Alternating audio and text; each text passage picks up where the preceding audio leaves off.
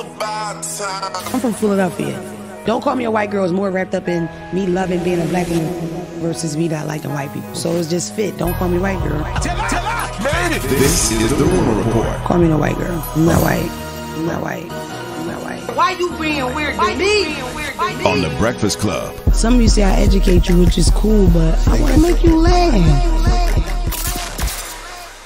Now, Plies went off yesterday. Now, this is all because of Carl Sledge. Now, Carl Sledge he's a volunteer high school football coach in Georgia.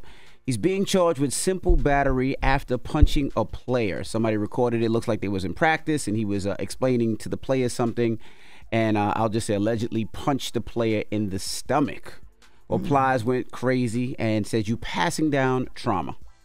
I don't know if this was a high school coach, little league coach, but it don't even matter. You out here who coaching little league, high school, even at the collegiate level, man.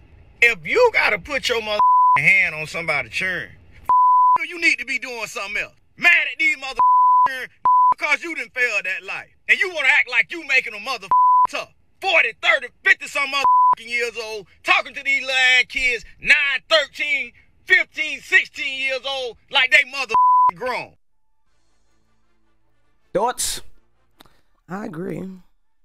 I think it's a thin line between trying to enforce toughness and just being like abusive, borderline abusive. I also feel like there is some situations where some of these guys are trying to live vicariously through their kids or their they're the teams that they run or whatever. But also, this is coming from a place of a person that has never played organized anything. Me?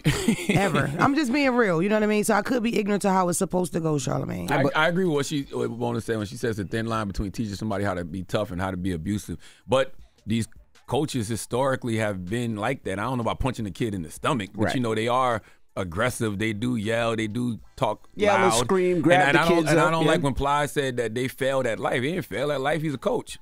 I'm not failing at life. Having two boys that, one played football on a high school level. One that big enough to beat you up. Shut up. Logan. Dropping the bomb for big Logan. Oh, my goodness. And the other one that's starting to play football now, it's like you said, it is a thin line. Punching the kid in the stomach, I think you cross that line. Now, yelling, screaming, yoking them up, pushing them to do better. I don't have a problem with none of that. Has that ever happened to you as a father where one of your boys come to you and say, yo, he's being too rough, he did da-da-da, and you say, no, he's trying to, this is for your own good. Has that ever happened? I've never had a coach punch my son, though. Of course. Yeah, but the coaches are hard on the kids. They're hard on all the kids out there. But I'm also a dad that's usually out there. Okay. So 9 times out of 10 when you out there, coach ain't going to do that to your kid. But that's why I feel like Plies is blurring the lines. Like punching the kid in the stomach, that's totally unacceptable. Correct. Right? But as far as coaches being tough and being aggressive and like maybe even yoking your kid up every now and then and telling them get your head in the game or get it together, focus, I don't have a problem with that. I don't have a problem with that, but the physical punch is the problem. That's the problem. But getting the kid,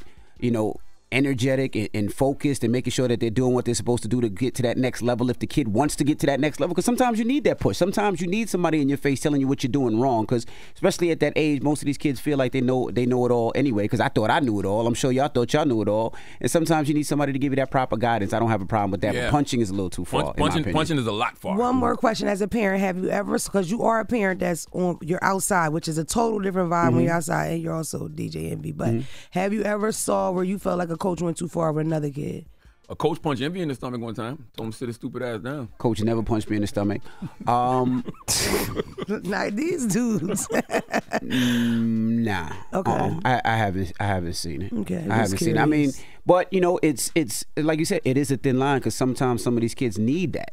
Some of these kids don't have that a father figure in their life sometimes. So sometimes they talk back. Sometimes they get a little smart. So sometimes I think coaches are aggressive, yes, especially in sports like football. And I don't like Ply saying that the coach failed at life. That's not true. And he said he didn't even know what the coach coached, whether it was high school, college. He didn't even know what it was. Like, coaches are necessary out here. Like, don't say the coach what he was failed talking at life. about, though, about the guys that didn't do well. And I think that's more of a father-son thing versus a coach. But even if you're a coach, you're still doing well at life. You're a coach. You're a football coach. You're doing what you love to do, which is pouring back into these kids. You can't tell them people that they failed at life. All right. I didn't agree with that. Well, Jay-Z returned to Instagram. He goes to Instagram probably once a year. And this time it was to promote a new movie called The Book of Clarence. All right. Now, he's executive producer on the project. And it stars Lakeith Stanfield. It's the cast in the biblical film as Messiah inspired by Jesus. It also stars Tiana Taylor. So he jumped on Instagram to promote that and said it's hitting theaters nationwide on January 12th. That sounds different. Now, Travis. I'm clear. What was that? I'm with that, by the way. Oh, we got a trailer? Oh, let's okay.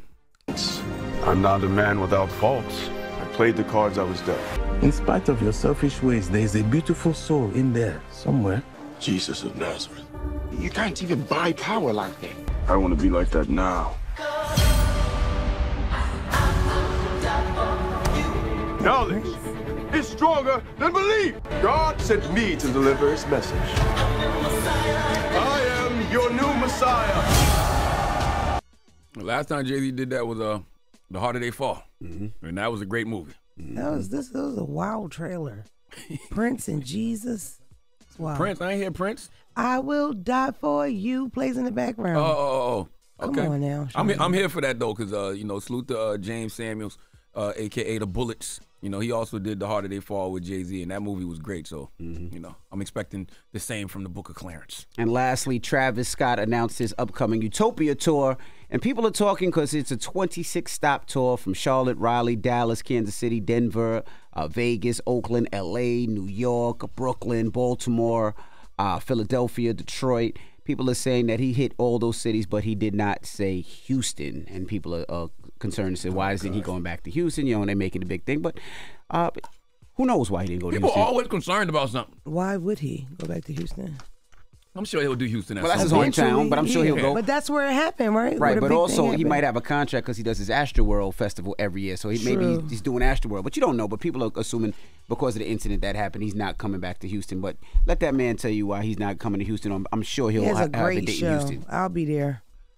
All right, and that is your rumor report. You was going to tell that lie on the radio? Yeah, I like Travis. When you going? Which one? You going to the Philly show? Philadelphia. Okay. Yeah. All right. Charlotte, man, we getting that down. Continue. Man, 4 after the hour, we need this woman from Florida named Renee to come to the front of the congregation. I have so many questions.